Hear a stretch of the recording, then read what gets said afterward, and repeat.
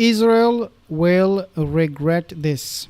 Israel will regret this. Now, Scott Ritter, he mentioned something that I think a lot of us are already aware of, but then he elaborates on that, gives us this kind of like a new information that was not shared online before. Now, I want to say a few things before I play the video and the commentary from Scott Ritter as to what he said about the current situation. Basically, he said that Iran has already established, quote-unquote, missile superiority over the Israeli integrated anti-ballistic missile defense shield. Now, let's actually hear from the expert himself. Just to also remind you, if you're not subscribed to my channel, consider subscribing. Let's take a listen at what he has to say. We already know that the Iranians had established missile superiority over the Israeli integrated anti-ballistic missile defense shield. That was proven during the 12-day conflict between Israel and Iran. What Iran is doing now is fielding even more advanced systems that are designed specifically to defeat the Israeli ballistic missile defense shield. Understand this, the Israeli ballistic missile defense shield isn't getting any better. There are no new weapons coming out. It is what it is. The Iranian ballistic missile attack capability is getting better by orders of magnitude. So if there is a renewed conflict between Israel and Iran, understand this, the Israeli missile defense shield will be overwhelmed immediately, and the consequences to Israel will be devastating. And is there any possibility in those circumstances that before anything changes, that Iran might take the initiative? After all, Israeli commanders and heads of the government are daily declaring that they are going to attack Iran. That gives a legal basis for self-defense, does it not?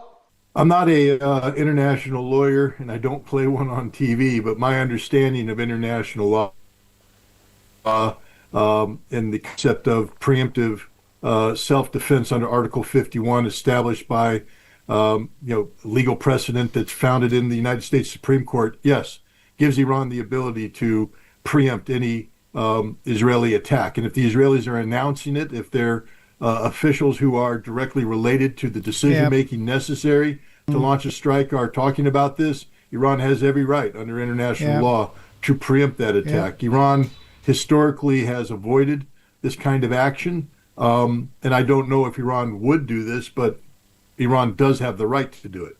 Now, of course, they do. If you don't remember, Israel preempt Syria. I mean, they preempt Iran in Syria when they attacked Iranian embassy and they killed people from the Iranian embassy in Syria. I believe that happened in 2023. They preempted on many occasions in Lebanon, in Gaza, elsewhere, Syria, everywhere, really. If Iran does go on the offensive and they preempt Israel, not only that they have the right, but also they really should be doing that because Israel has preempted Iranian assets, Iranian presence in the Middle East on many, many occasions. Now, here is the kicker, guys. There is now this report that suggests that Iran is planning exactly that.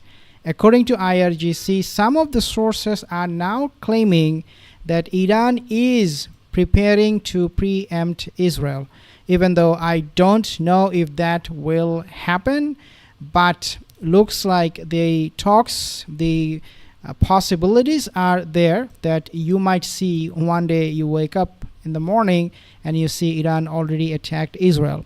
There is a good possibility. As many experts will say, the best self-defense is really to go on the offensive. If Iran wants to avoid any catastrophe, they should take all the precaution, including preempting this Zionist state of Israel before they strike Iran.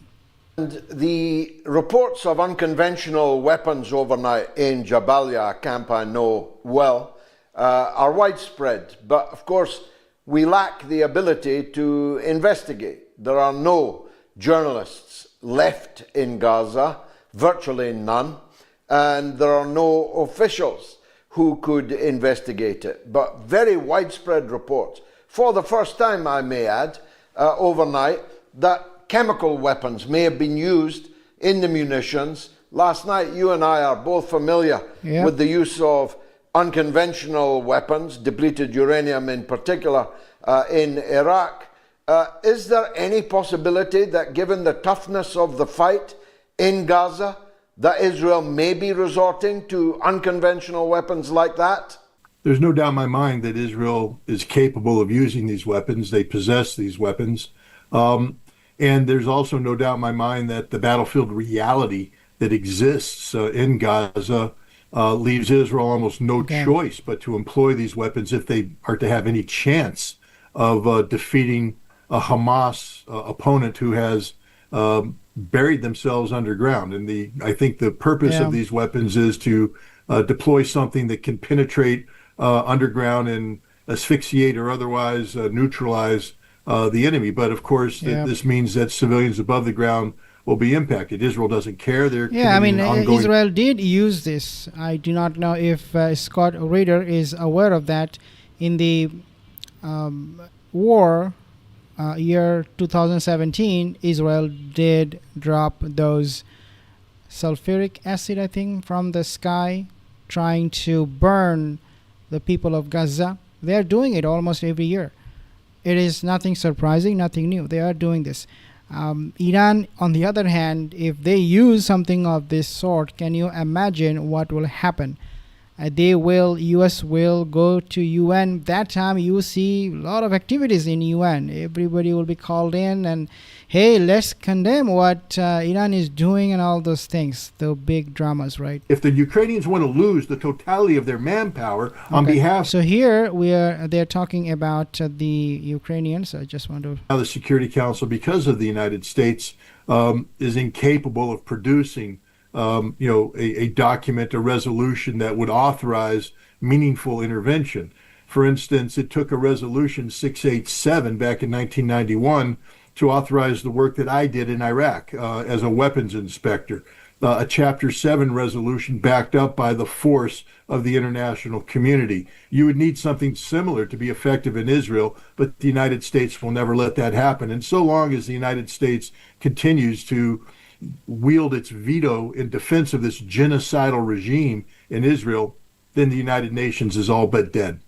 Now, Scott, I posed a question, a dichotomy, really, in my monologue.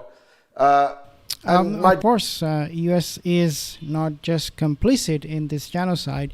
U.S. is actually taking part in this genocide. They are very, very actively taking part in the killing of women and children in Gaza every single day.